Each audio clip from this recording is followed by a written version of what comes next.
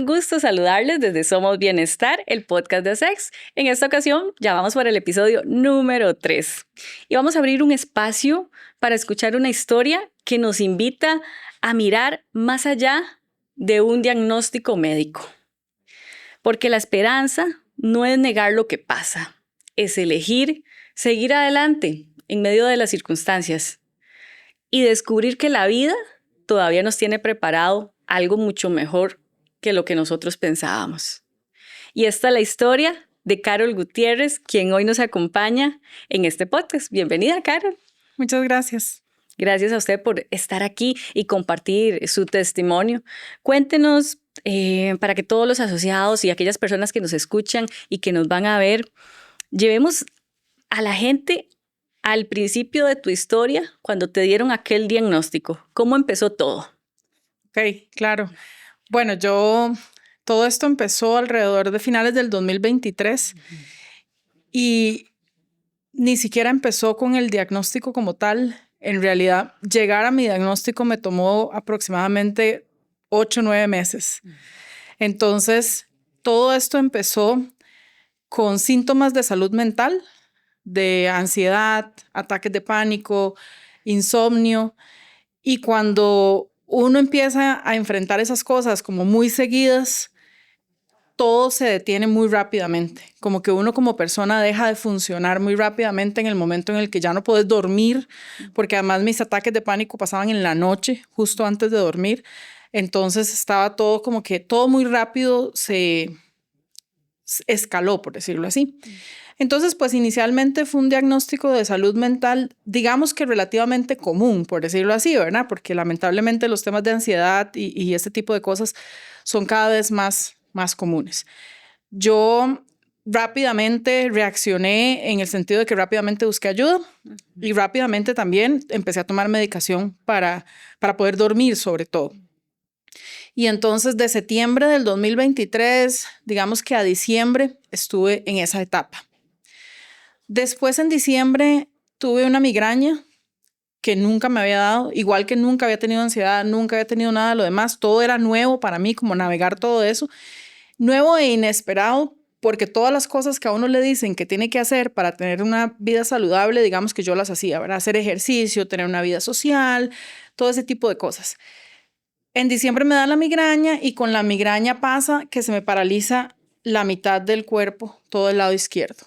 Entonces ya yo ahí me asusto como a un nivel diferente, me voy para emergencias, me hacen un montón de exámenes y me dicen, no, eso es parte del cuadro de ansiedad. Eso puede ser un síntoma también. Entonces, bueno, yo digo, ok, perfecto. Me mandan a hacer seguimiento con un neurólogo, el neurólogo me vuelve a confirmar lo mismo un par de semanas después. Yo empiezo a cambiar, empiezo un proceso de cambio de medicaciones porque ese adormecimiento que inicialmente se me pasa después de 2 o 3 días de migraña, me queda, pero me queda de una forma particular.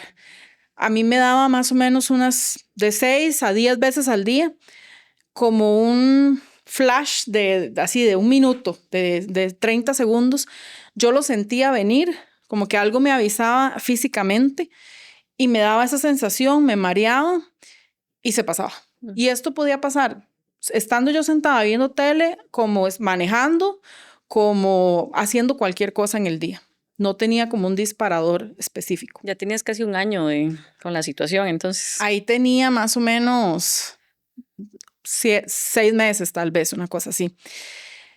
Yo sigo cambiando de medicamentos, tratando dentro de ese diagnóstico de ansiedad, tratando de llegarle a algo que funcionara. Porque en este tipo de procesos es muy normal que el primer medicamento no necesariamente funciona o la primera dosis. Llega abril del 2024 y ya yo ahí tengo casi 9 meses. Y yo ya le digo a mi psiquiatra, que era la segunda psiquiatra, porque yo en el medio cambié buscando respuestas. Le digo a la psiquiatra como, yo creo que aquí hay algo que no le estamos llegando. Y finalmente, en mayo del 2024 es cuando llego al diagnóstico. Por eso es que decía que no empieza exactamente ahí, porque mi diagnóstico tomó mucho tiempo. Y yo bromeo, ahora puedo bromear con estas cosas, ¿verdad? Bueno, a veces durante el proceso, no crea, me salía una que otra broma, porque es como una forma también de manejar la realidad. Pero yo bromeo que, no sé si han visto que hay un meme que uno busca a veces de cuando uno le duele la cabeza y uno dice, voy a googlear por qué me duele la cabeza. Y te sale como, bueno, puede ser porque estás deshidratado, porque no dormiste bien o porque tenés un tumor. Y yo soy la historia del tumor. O sea, yo soy literalmente la historia de ese meme que pasé de un diagnóstico de ansiedad a en mayo del 2024, después de buscar con otro neurólogo diferente y de finalmente llegar a una resonancia, que era el examen que yo necesitaba, entender que ese síntoma que a mí me había quedado del lado izquierdo de mi cuerpo era epilepsia. Lo que yo estaba teniendo eran convulsiones, básicamente. Un tipo de epilepsia muy específica. Uno se imagina la epilepsia como una persona que se cae del piso, ¿verdad? Sí. Pero no necesariamente la epilepsia siempre se ve así. Entonces lo que yo estaba teniendo eran ataques de epilepsia por meses, ¿verdad? Los tuve desde diciembre hasta mayo, sin saber, sin estar medicada y siguiendo haciendo todo, ¿verdad? Corriendo el peligro de que eso realmente escalara en algún momento y afectara no solamente me afectara a mí físicamente, sino incluso a otras personas, ¿verdad? Porque yo manejaba, por ejemplo. Entonces, ahí de repente cambió todo, porque imagínense lo que es ir con un diagnóstico de ansiedad que no es que sea un problema menor, digamos, es algo importante también y difícil, pero de repente a mí me cambió de un problema de ansiedad a creemos que lo que tenés es un tumor cerebral. Y mi doctor inmediatamente me dijo, y creo que es maligno. No podemos asegurarlo hasta que saquemos una biopsia, ¿verdad? Y el tema es, ok, es una biopsia del cerebro. ¿Cómo sacamos una biopsia del cerebro? ¿Verdad? Hay que abrir el cerebro.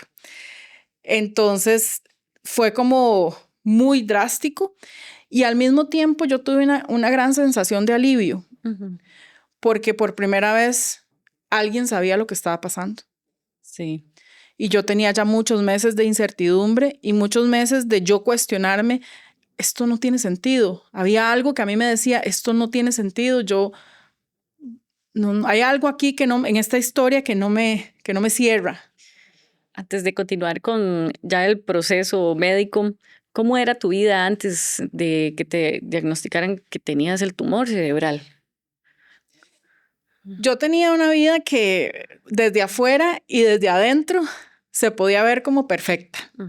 Es decir, yo muy cercana a mi familia, un trabajo que me gustaba, yo disfrutaba lo que hacía, tenía tiempo libre, hacía deporte, entrenaba constantemente. De hecho, yo entrené hasta un día antes de la cirugía, estaba en el gimnasio y 3 semanas después estaba en el gimnasio otra vez. Entonces tenía un estilo de vida pues bastante balanceado que me gustaba y con el que yo estaba muy contenta. Yo venía además regresando a Costa Rica porque yo viví 3 años fuera de Costa Rica por trabajo. Entonces yo regresé a Costa Rica en septiembre del 2023 y casi que 3 semanas después empezaron mis síntomas. Le dio tiempo, como quien dice uno, ¿verdad? Le dio tiempo llegar aquí para que usted empezara ya a controlarse, bueno, a averiguar qué era lo que le aquejaba. Sí, totalmente. Carol, uno no recibe una noticia de estas todos los días y tampoco quisiera recibirla. ¿Qué pasa en ese momento cuando te dicen tenés el tumor? ¿Qué sigue después de ahí? Bueno, lo primero que pasa en mi mente es, y yo pensé, ok, me voy a morir. O sea, yo pensé que me estaban dando una sentencia de muerte, ¿verdad? Porque yo decía, tal vez no 100% sí, esto va a pasar mañana, pero yo decía, y pucha, o sea, es que ese es mi cerebro, ¿verdad? Y además de todo me empiezan a explicar y bueno, el tumor estaba 7 centímetros al fondo y 7 centímetros para acá. Entonces, eso es bastante profundo. Y la lista de riesgos de hacer una cirugía cerebral, a pesar de que la tecnología ahora es increíble, la lista de riesgos asusta un montón. Entonces, entre el pensar el riesgo de morirme a los 40, yo tenía 40 en ese momento, que es un pensamiento que a uno no le pasa nunca por la mente, ¿verdad? Pasaba entre pensar eso o pensar qué pasa si no me muero, me despierto de la cirugía, pero me despierto con una de todas las cosas de la lista que me están diciendo. Que me decían, bueno, puedes despertarte y no mover todo el lado izquierdo de tu cuerpo, puede ser que no puedas hablar, puede ser que pierdas la memoria, puede ser, ¿verdad? Era como, no sé cuál de las dos me asusta más. En realidad. Era muy, y como que es tan abrumador recibir toda esa información, porque entonces de repente se te derrumba la vida que te habías imaginado, ¿verdad? Porque todos vamos por la vida imaginándonos nuestra vida y haciendo planes. Las vacaciones, la Navidad de no sé qué, el siguiente evento, la boda aquella que me invitaron. Uno va haciéndose sus planes, ¿verdad? Y vamos pensando, ay, ya viene Semana Santa, voy a hacer tal cosa. De repente a mí todo eso se me detiene y es como, no, ¿cuál plan, amiga? O sea, aquí lo que tengo que planear es cómo me hago esta cirugía, cuándo, qué sigue, o sea, y todo lo demás se desaparece. ¿Planea ahora, Carol, después de lo vivido o no? Uy, yo creo que mi planeación se ha reducido como en un 80%. No voy a decir que un 100% porque soy de por sí de naturaleza planeadora y tenía una naturaleza controladora altísima, entonces eso me tocó retarlo un montón, pero todavía queda un poquito ahí, digamos, pero bastante menos. Vamos a ver, cuando llega la noticia todo se mueve, es lo que nos acabas de comentar. ¿Qué te ayuda a sostenerte en el proceso? Yo creo que un montón de cosas diferentes. Una de las cosas que me gusta decir cuando cuento esta historia a amigos, conocidos o gente nueva que conozco es reconocer todos los privilegios que yo tuve, empezando por el hecho de que estoy aquí hoy, ¿verdad? Ya eso me hace doblemente ganadora de la lotería porque me gané la lotería primero con este diagnóstico tan inusual. Mi doctor me decía que más o menos la estadística es como 17 personas de cada 100,000 en Costa Rica les toca aproximadamente enfrentar un diagnóstico así. Entonces ya ahí me veo, digamos que entre comillas, pegado a la lotería y luego me pego la lotería de que mi historia sea una historia bonita, porque al final es una historia muy bonita. Entonces, ya se me olvidó cuál era la pregunta. ¿Qué te ayudó a sostenerte durante el proceso? Ajá. Entonces, ya, gracias. Entonces, como que reconocer los privilegios, ¿por qué? Porque yo estaba rodeada de una red de apoyo demasiado buena, demasiado increíblemente buena. Y a pesar de que si me hubieran preguntado, yo hubiera dicho que sí, yo tenía una red de apoyo buena, a mí todo el proceso me sorprendió en demostrarme cuánto mejor de lo que yo incluso creía era esa red de apoyo. Por ejemplo, cuando yo empiezo a ir a todas las citas y a tomar decisiones, uno es tan abrumador que uno necesita a otra gente que escuche, porque yo iba a una cita con un doctor y a veces salía y decía, ya no me acuerdo qué me dijo. O sea, o me quedé pegada en esta frase que dijo y no me acuerdo de nada más.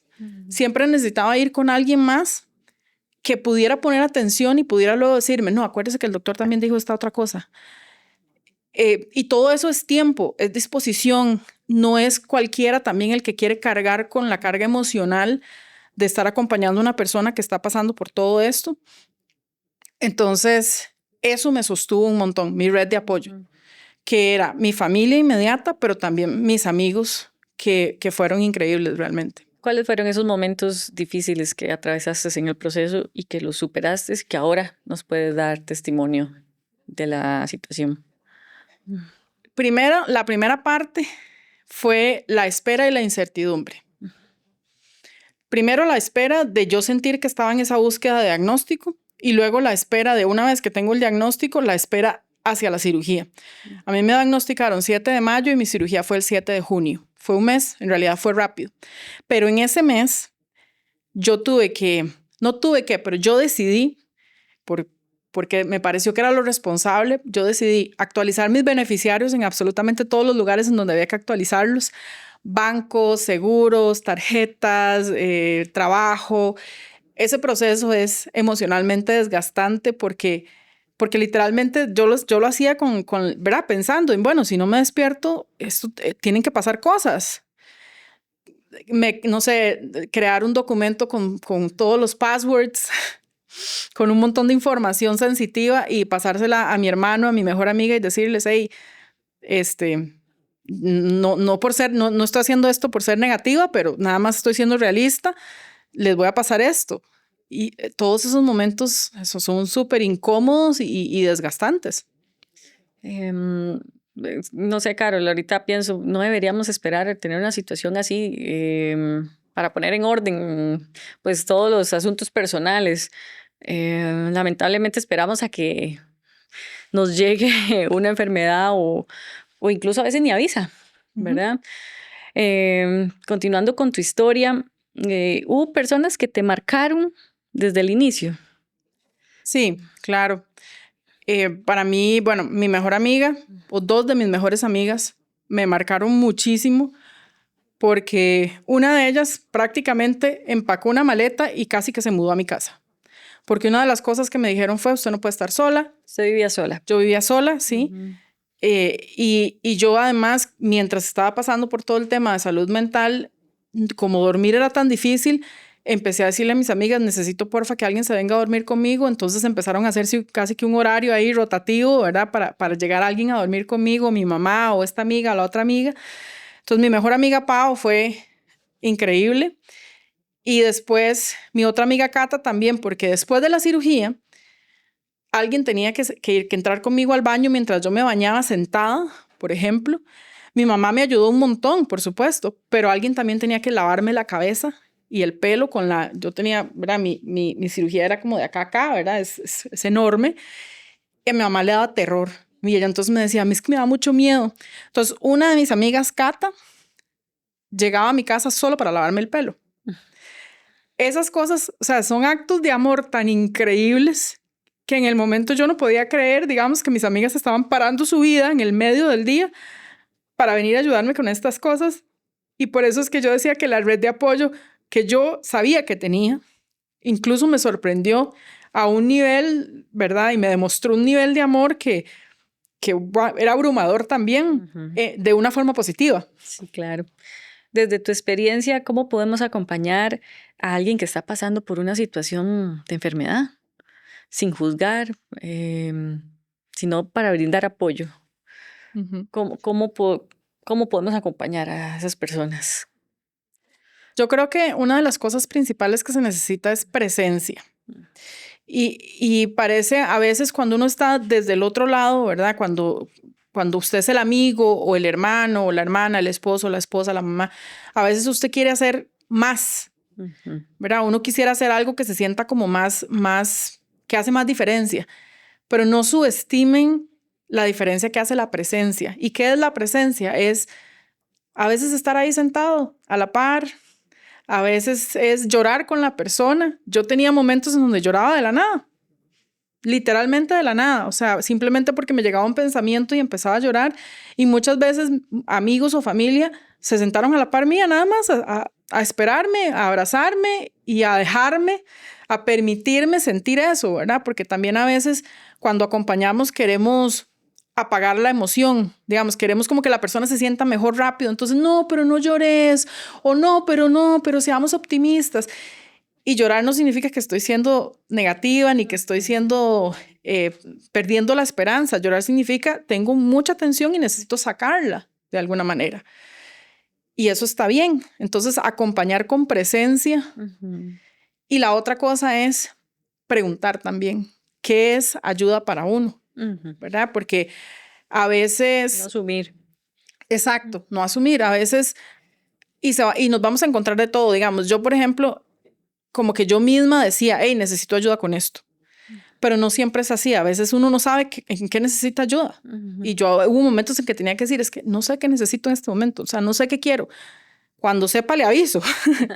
pero también a veces preguntar qué podría ayudar en ese momento y a veces detalles pequeñitos pueden hacer mucha diferencia.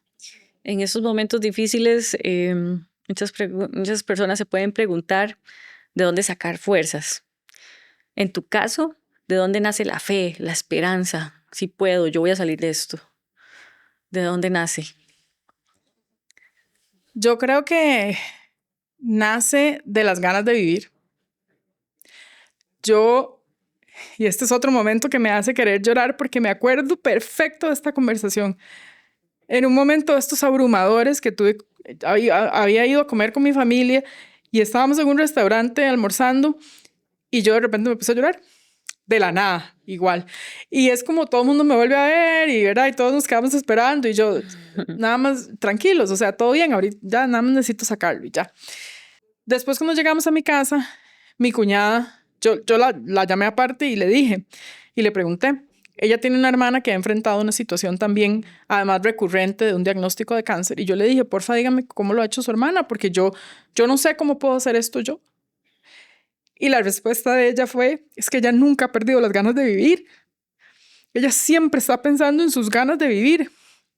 Y suena súper simple, pero en ese momento fue demasiado poderoso porque me enfocó en, ok, sí, yo quiero seguir viviendo y voy a enfocar toda mi energía en lo que yo puedo controlar o lo que está dentro de mi espacio de acción. Voy a enfocar mi energía en eso. Ujú. ¿Te operan? ¿Es una operación exitosa? ¿Cómo ves la vida después de la operación? Uy, radicalmente diferente, radicalmente diferente. Yo le digo a la gente que uno pasa a vivir en un mundo paralelo. Como que está el mundo normal alrededor, ¿verdad? Y la gente siguiendo, entre comillas, siguiendo su vida, porque para mi familia tampoco era como seguir la vida normal. Ellos también creo que estaban en este mundo paralelo, pero uno pasa a un mundo paralelo en donde lo primero que sucede es que tus prioridades se quedan súper claras. Y de repente las cosas que son importantes se vuelven súper claras y todo lo demás desaparece. Ajá. Vamos a, antes de seguir con las consultas, vamos a abrir este sobrecito de tarjetas que tienen unas preguntas diferentes. Vamos a ver qué te sale. ¿Ok? Entonces la tomas, me la muestras y te hago la pregunta. Y puedes escoger la que gustes. Perfecto. Vamos a ver. Dice, ¿a quién admiras? ¿A quién admiro? Uy, admiro a mucha gente, pero creo que pensando en este proceso, admiro a mi familia, admiro mucho a mis papás por la forma en la que me acompañaron. Esta no es la primera vez que mi familia vive una situación médica complicada. Mi sobrino es operado de corazón abierto cuando tenía 7 años, que fue un susto enorme también. Y la resiliencia de mi familia, pero sobre todo de mis papás, de mantenerse apoyando activamente, presentes ahí, nunca presionar de me tengo que sentir de esta manera o de esta otra manera, sino solamente estar ahí presentes y ser como esa red de apoyo que yo ni siquiera tengo que cuestionar, que yo sabía que estaba ahí. Mi mamá literalmente muchas veces me durmió cuando yo estaba teniendo ataques de pánico, haciéndome así, piojito, básicamente, digamos. O sea, yo me volví una niña. Entonces, la admiración que yo le tengo a mis papás, ¿verdad? O sea, mi papá tenía no sé cuánto tiempo de no manejar y cuando me dijeron no puede manejar, mi papá me dijo, yo manejo, yo vuelvo a manejar y yo la llevo a donde usted necesite. Y eso para mí fue un acto de amor increíble. Claro. Vamos a continuar acá con las tarjetas. Escoge la que gustes, la primera. ¿Cuál es tu frase favorita? ¿Y qué Uy, significa para vos? esta me encanta. Mi frase favorita, y es una frase que usé a través de todo el proceso, es todo lo que necesito llega a mí en el momento perfecto. Repítela. Todo lo que necesito llega a mí en el momento perfecto. Es demasiado perfecta. Y la razón por la cual fue tan importante es porque yo dependía de demasiadas cosas que no estaban en mi control que salieran bien, que la cirugía saliera bien, encontrar el doctor, que luego empezar los tratamientos, que luego esto, que luego todo es como entréguese a la vida, ¿verdad? Entréguese y fluya, ¿verdad? Como le dicen a uno. Y uno no quiere fluir, ¿verdad? O sea, uno está en esto y uno dice, no, ¿cuál fluir? O sea, esto es mi vida, esto es de vida o muerte. ¿Cómo voy a fluir? Entonces, esta frase siempre yo me la repetía y decía, ok, yo voy a confiar en que todo lo que necesito va a llegar a mí. Y así fue. Y así ha sido. Y así sigue siendo. Está muy bonita la frase. Escoge otra. Ya la última tarjeta. Ajá. Contame un dato curioso. Un dato curioso. Sí. Bueno, esta es otra historia muy linda. Yo a través de este proceso recibí muchos regalos por los que yo agradezco mucho. Yo digo de verdad con 100% genuino que el 2024 fue el mejor año de mi vida. Fue el año en que me diagnosticaron con un tumor cerebral, pero fue el año, yo lo veo como fue el año que sobreviví al cáncer. Pero además de eso pasaron otro montón de cosas lindas, producto o relacionado con esto. Y una fue que traje a mi vida a mis 2 perritas. Yo tengo 2 perritas, Ela y Nova, Y yo les llamo que son como mis quimio perritas, porque fue el día que el doctor me dijo, ok, confirmado, ya que está la biopsia, es maligno, hay que hacer quimio, hay que hacer radio. Mi mejor amiga me volvió a ver y me dice, ok, vamos a ir por un perrito. Porque en ese momento fue demasiado importante tener extra apoyo emocional, extra amor en mi vida y ocupar mi mente en algo saludable y positivo. Y nada más saludable y positivo que una mascota que te llega a dar ese montón de amor y que al mismo tiempo te necesita. Sí. Entonces uno se tiene que levantar por la mascota, uno tiene que ir a caminar por la mascota. Tienes que darle objetivo en tu vida. Claro. Entonces ellas, y yo nunca había tenido una mascota en mi vida, yo ni siquiera sabía cómo. O sea, tuve que aprender de cero. De nuevo, mis papás seguro decían, esta mujer se volvió loca, o sea, está pasando por todo esto y además, o sea, trae, no uno o dos perritos, ¿verdad? Entonces, esa historia, ese dato curioso de dónde salió la decisión, a mí me encanta porque ellas hicieron una diferencia enorme también en cómo yo viví todo este proceso. ¿Qué significa hoy para vos vivir el presente? Para mí significa agradecer y apreciar. Esto es algo que a mí antes se me olvidaba con mucha frecuencia. Yo tenía que hacer un esfuerzo mucho más consciente, ahora me sale más natural. Yo todos los días me despierto y digo, Dios, estoy viva, estoy aquí. Siento que estoy haciendo como días extra. O sea, como que todos los días es como, pucha, es otro día, qué lindo.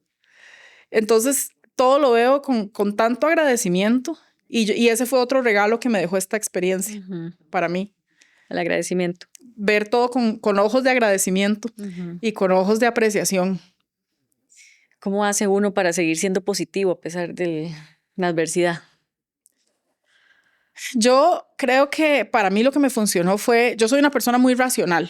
A ver, como que yo todo lo trato de ver blanco y negro. Yo trabajo en finanzas, entonces mi vida es muy racional y numérica y matemática.